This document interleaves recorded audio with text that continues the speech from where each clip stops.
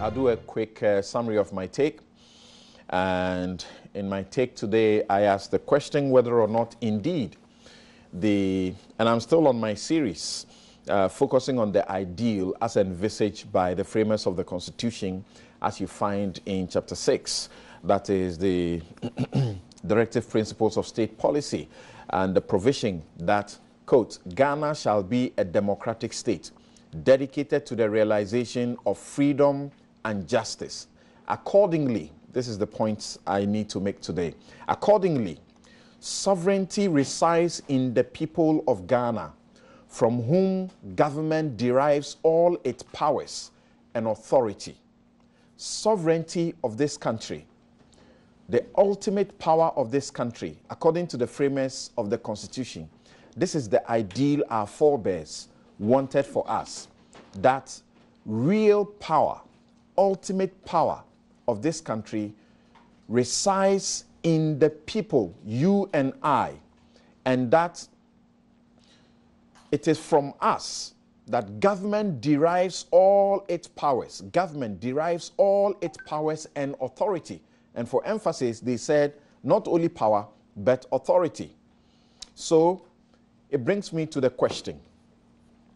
Ghana has spent some 2 decades on a law, that is an act, for citizens to demand information about how their taxes are used and about how the people they put in public office, government, operate on their behalf, quote unquote. The basis of this law is Article 21 of the Constitution. Constitutions deal with the broad strokes of a subject, and acts or acts of parliament supply the detailed mechanics. This will enable citizens to demand information and officers of the state to supply the information demanded under compulsion of law. So generally, the situation where such requests for information are subject to an officer's discretion or whim will be done away with. So citizens generally won't have to spend money to go to court to compel the supply of information not exempt from disclosure. So what did we do? The IEA led a draft bill, that is of the Right to Information Act, in 1996, as far back as 1996. Then government did its draft bill in 2002. This bill was reviewed in 2003, reviewed again in 2005, reviewed yet again in 2007. How many reviews? Count them. It was laid in Parliament eventually in 2010. The 5th Parliament did a nationwide consultations but never passed this bill into law. They spent our money going around the country to do this. The process had to start all over again in the 6th Parliament. And the 6th Parliament received yet another fresh, further reviewed RTI bill. After intense crusade, it still could not pass it. Now, despite further and the most extensive review and debates, this 7th Parliament received yet another fresh, further reviewed bill after intense crusade for the president to honor campaign promises that he will make sure it is passed. It will be one of the first things he passes if he becomes president, and a public promise to pass it.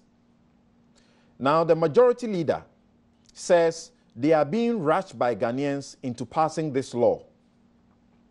And guess what? Also of the majority side, K.T. Hammond says passing this law will grind government business to a halt and leave the presidency without secrets. I say that's a big lie, because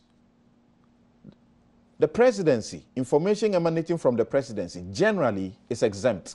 In fact, Parliament is presently considering how to exempt information, certain classes of information that should come from Parliament itself. So I ask the question, all information generated in public office is generated with taxpayers' money by people paid, housed, transported, fed by the taxpayer. Yet they are saying that we should not be entitled to the information that they generate with our money.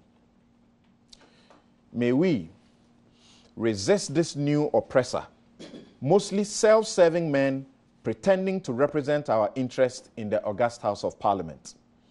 I've said enough about the RTI bill, and I've lost counts how many times I've had to say anything about it. That's by way of my take. And you know that the multimedia group has been part of the campaign to ensure that the RTI bill is passed. In fact, multimedia group sent a petition to Doa Jaho to ensure it was passed. Unfortunately, it was not passed in 2016. So now...